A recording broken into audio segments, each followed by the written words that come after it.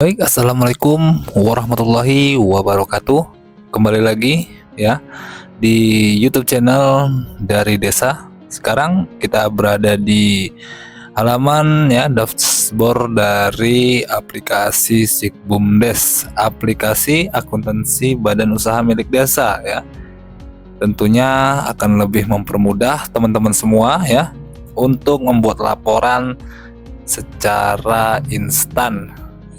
Dan pastinya sudah sesuai dengan Kepmendes PDTT nomor 136 tahun 2022. Oke, di sini adalah halaman utamanya ya. Sekarang kita coba untuk mempraktekkan penginputan jurnal. Nanti kemungkinan akan kita lanjutkan untuk penginputan di menu kasir atau pos. Ya, sekarang kita coba untuk login. Oke, sudah masuk di halaman login. Kita inputkan email ya, lalu password. Setelah itu kita klik login. Nah, inilah ya teman-teman, inilah tampilan awal dari aplikasi Sikbumdes Go kita ya. Ini kalau ingin memperbesar tampilan halaman ini, teman-teman bisa ini tutup saja ya, seperti ini. Dia akan besar seperti ini ya. Untuk aplikasinya ini masih kosong, belum kita input. Sekarang kita coba inputkan. Oke, yang pertama kita buka di input data. Setelah itu kita masuk ke menu jurnal umum.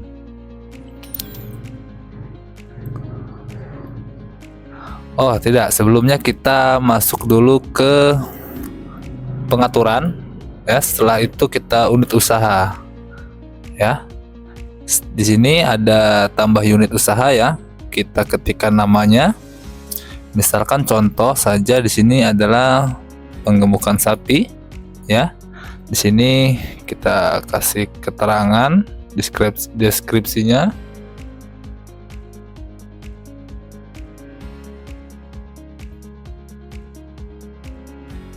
Seperti itu aja ya, karena ini menggunakan dana dari ketahanan pangan ya. Untuk unit usaha ketahanan pangan kita akan checklist ya. Tapi kalau ini tidak atau bukan dari ketahanan pangan, teman-teman bisa uncheck seperti ini. Kita coba untuk checklist ya, ini kita tandai sebagai ketahanan pangan. Sekarang kita tambah. Oke ya, di sini sudah masuk daftar unit usaha pengemukan sapi ketahanan pangan.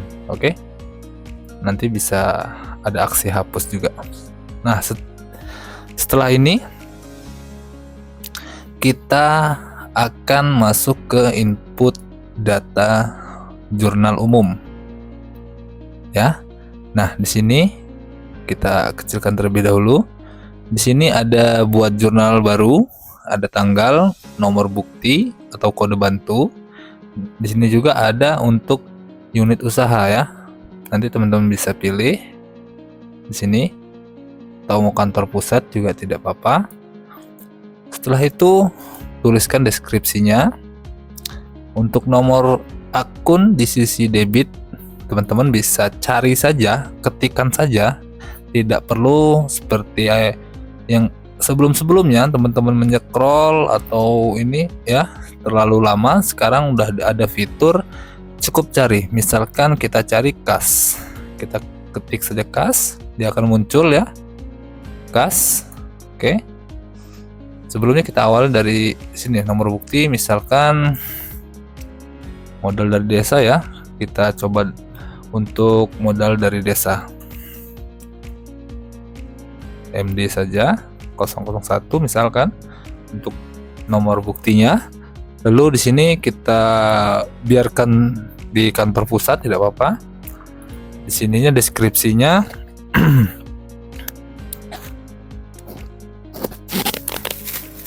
di deskripsinya kita ketikkan penyertaan modal desa seperti itu.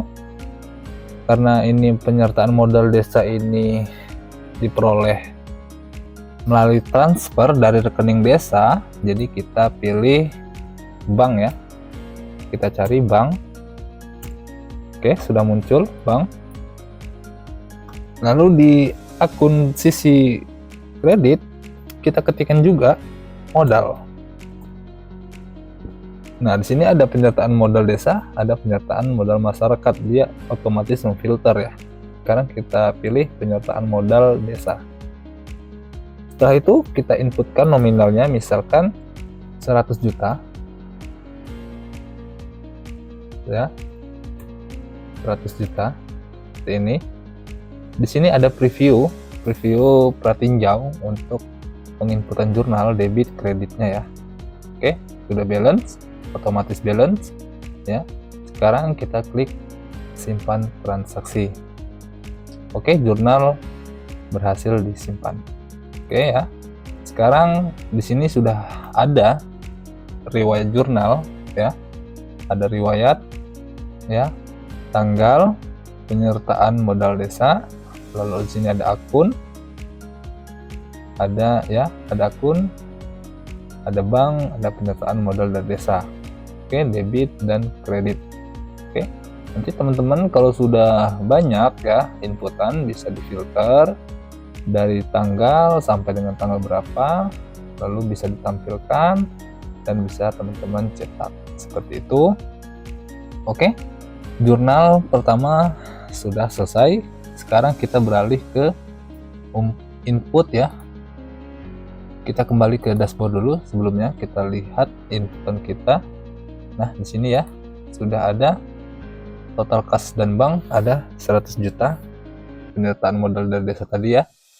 Sekarang kita untuk masuk ke kasir pos. Nah, sebelum menginput kasir pos ini, kita harus input terlebih dahulu input stok barang pertama ya. Kita inputkan stok barang, misalkan kita belanja kode barangnya barang 1 ya, kita beli barang atau jasanya, kita beli barang laptop misalkan, harga laptop ini termasuk inventaris. Ini untuk yang kita jual ya, yang kita jual, misalkan kita yang gas ya, tadi penggemukan sapi, kita beli contoh sapi, berarti ya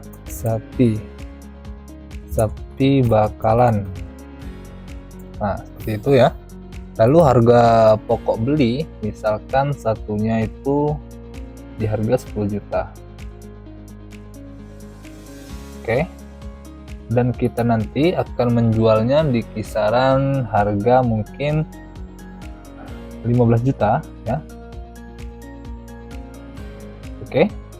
Setelah itu kita tambah produk.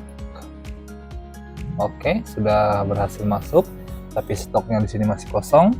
Kita harus ya memasukkan pembelian barang. Di sini kita pilih sapi bakalan, misalkan beli 3 ekor, harga beli satunya tadi 10 juta.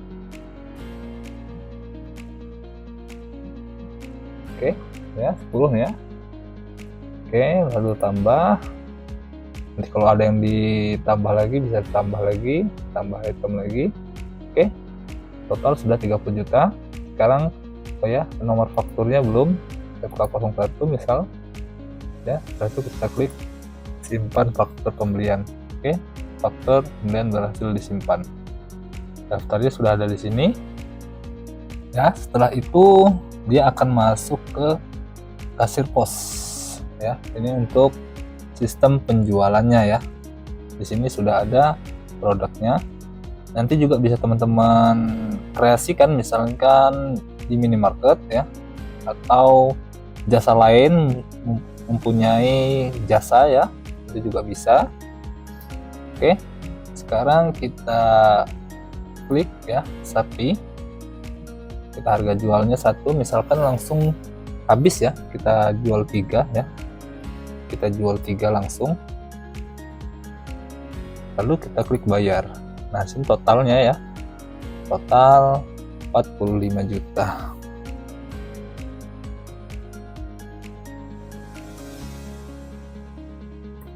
Oke, tidak ada kembalian. Kalau dia kurang minus 40 ya, tapi kalau dia pas, uangnya pas, uang dibayarkan pas, jadi dia tidak ada kembalian 0. Lalu kita klik konfirmasi.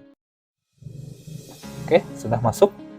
Di sini riwayat transaksi, dan ini semua yang kita kerjakan tadi sudah otomatis ya, otomatis ada di jurnal. Coba kita cek jurnalnya terlebih dahulu, kita lihat riwayatnya. Nah, kita tadi di awal hanya mengetikkan ya, menginputkan di jurnal hanya satu ya, penyertaan modal desa.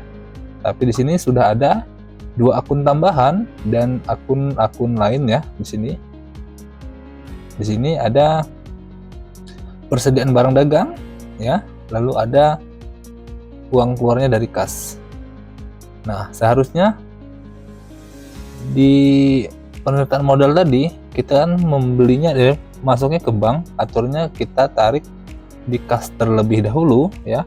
Seharusnya kita tarik di kas dulu, baru nanti kita membeli faktur ya, pembelian barang, dia akan otomatis mengambil dari kas ya. Setelah itu nanti ada penjualan, dia ada di kas ada 45 juta, pendapatan penjualan itu 45 juta ya. Lalu beban pokok penjualan barang dagang ini adalah HPP tadi. Lalu di sini ada persediaan barang dagang. Oke, dia sudah membuat akunnya masing-masing. Oke, sekarang kita coba cek di dashboard. Nah, di sini ya teman-teman, sudah ada 115 juta. Nilai persediaan kosong karena kita tadi telah menjual habis ya. Total piutang, total utang. Oke, berarti kita ada keuntungan sekitar 15 juta. Oke, seperti itu. Ini untuk di dashboardnya, untuk tampilan awalnya ya. Di sini juga ada grafiknya ya. Ada pendapatan, biaya, laba. Kita baru mendapatkan ini sekitar ya 45 juta, biayanya 30 juta ya, labanya 15 juta. Jadi ada grafiknya yang bisa teman-teman lihat di sini. Oke, sini yang warna hijau ada pendapatan, warna merah ini adalah biaya, warna biru nah ini adalah laba. Oke, seperti itu. Sekarang kita coba setelah kita membuat di menu kasir pos ya, kita ingin mencetaknya. Oke, cetak resi ya. Sekarang kita cetak, dia bentuknya seperti ini. Untuk dicetak di mesin apa ya namanya ya, mesin untuk cetak resi itu. Oke, seperti ini. Oke, saya rasa di part 1 ini kita cukup di sini dulu. Nanti kita akan lanjutkan lagi di part-part berikutnya untuk menu-menu berikutnya ya. Di sini banyak banget, hanya pengetahuan aja untuk teman-teman.